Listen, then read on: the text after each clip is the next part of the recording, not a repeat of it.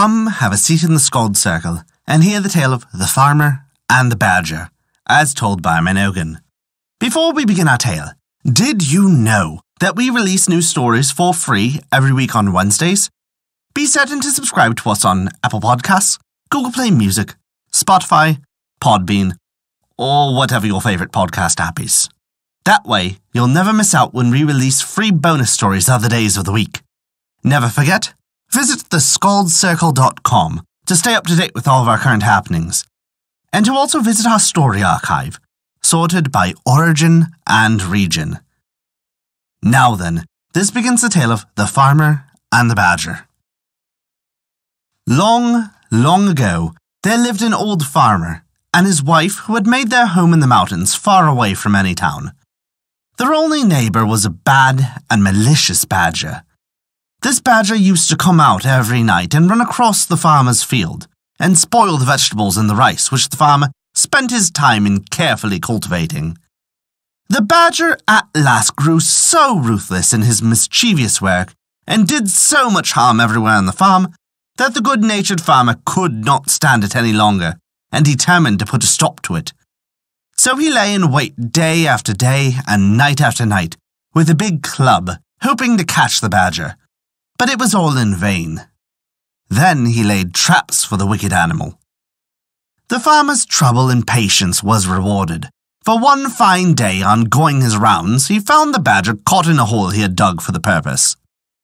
The farmer was delighted at having caught his enemy, and carried him home securely, bound with rope.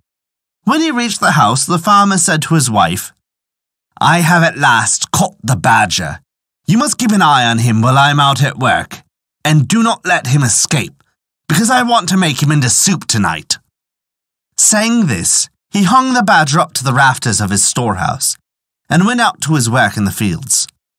The badger was in great distress, for he did not at all like the idea of being made into soup that night, and he thought and thought for a long time, trying to hit upon some plan which he might escape. It was hard to think clearly in this uncomfortable position, for he had been hung upside down. Very near him, at the entrance to the storehouse, looking up towards the green fields and the trees and the pleasant sunshine, stood the farmer's old wife pounding barley. She looked tired and old.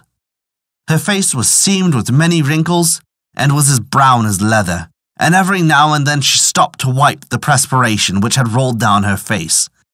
"Dear lady," said the wily badger, "you must be very weary doing such heavy work in your old age. Won't you let me do that for you? My arms are very strong, and I could relieve you for a little while." "Thank you for your kindness," said the old woman, "but I cannot let you do this work for me, because I must not untie you, for you might escape if I did, and my husband would be very angry if he came home and found you gone." Now, the badger is one of the most cunning of animals, and he said again in a very sad and gentle voice, "You are very unkind. You might untie me, for I promise not to try to escape. If you are afraid of your husband, I will let you bind me again before his return, when I have finished pounding the barley. I am so tired and so sore tied up like this. If you would only let me down for a few minutes, I would be most indeed thankful."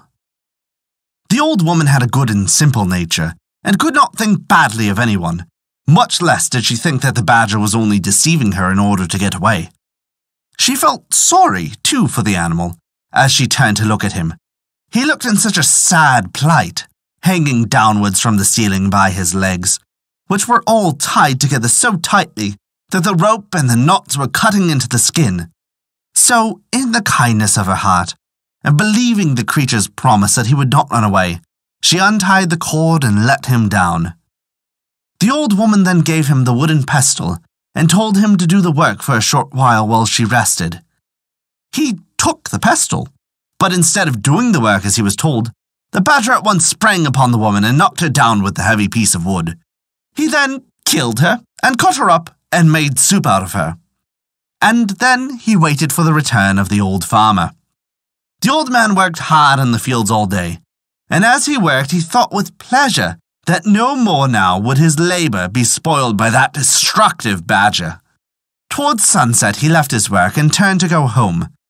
He was very tired, but the thought of the nice supper of hot badger soup awaiting his return cheered him. The thought that the badger might get free and take revenge upon the poor old woman had never once came into his mind. The badger, meanwhile, assumed the old woman's form, and as soon as he saw the old farmer approaching, came out to greet him on the veranda of the little house, saying, "So you have at last come back. I have made the badger soup, and I've been waiting for you for a long time." The old farmer quickly took off his straw sandals and sat down before his tiny dinner tray.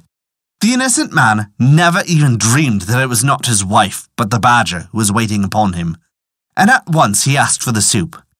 Then the badger suddenly transformed himself back to his natural form and cried out, "You wife-eating old man, look out for the bones in the kitchen!" Laughing loudly and derisively, he escaped out of the house and ran away to his den in the hills. The old man was left behind alone. He could hardly believe what he had seen and heard.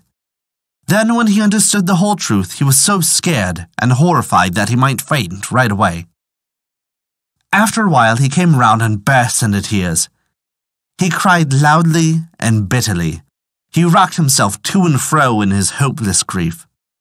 It seemed too terrible to be real that his faithful old wife had been killed and cooked by the badger while he was working quietly in the fields, knowing nothing of what was going on at home, and congratulating himself on having once and for all gotten rid of that wicked animal who had so often spoiled his fields.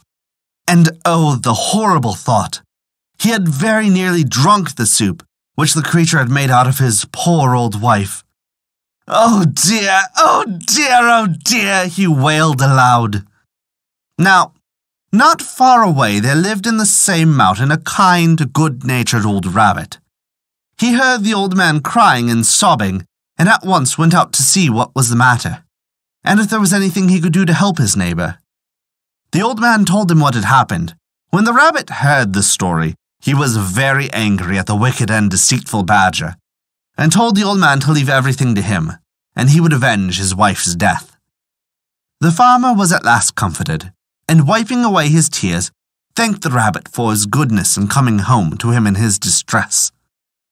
The rabbit, seeing that the farmer was growing calmer, went back to his home to lay his plans for the punishment of the badger. The next day, the weather was fine, and the rabbit went out to find the badger. He was not to be seen in the woods, or on the hills, or even in the fields anywhere. So then the rabbit went to his den and found the badger hiding there, for the animal had been too afraid to show himself ever since he had escaped from the old farmer's house, for fear of the man's wrath. The rabbit called out, "Why are you not out on such a beautiful day?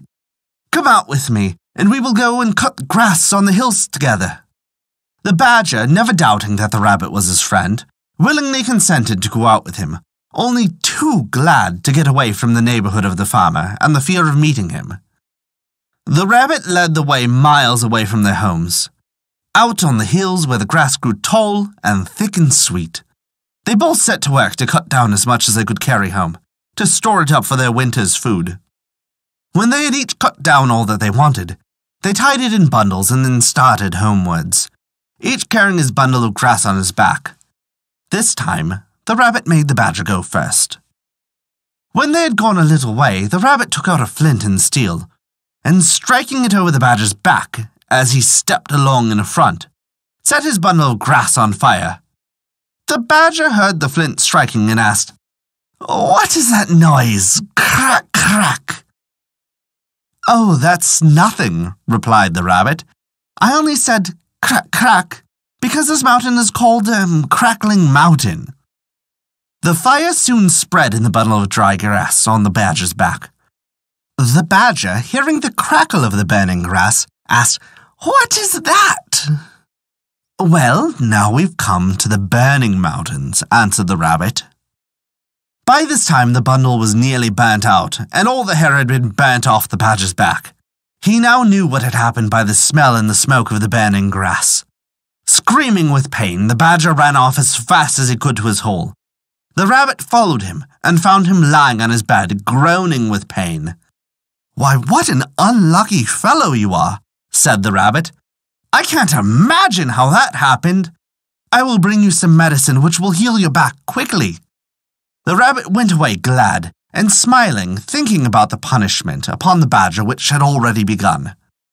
He hoped that the badger would die of his burns, for he felt that nothing could be too bad for the animal, who was guilty of murdering a poor, helpless old woman who had trusted him. He went home and made an ointment by mixing some sauce and red pepper together. He carried this to the badger, but before putting it on, he told him that it would cause him great pain, but that he must bear it patiently, because it was a very wonderful medicine for burns and scalds and such wounds. The badger thanked him and begged him to apply it at once.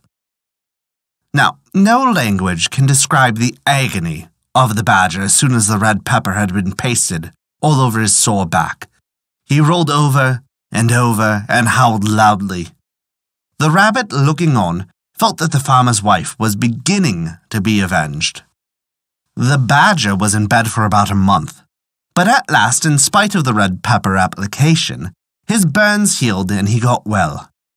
When the rabbit saw that the badger was getting well, he thought of another plan by which he could compass the creature's death. So he went one day to pay the badger a visit and to congratulate him on his recovery. During the conversation, the rabbit mentioned that he was going fishing and described how pleasant fishing was when the weather was fine and the sea was smooth.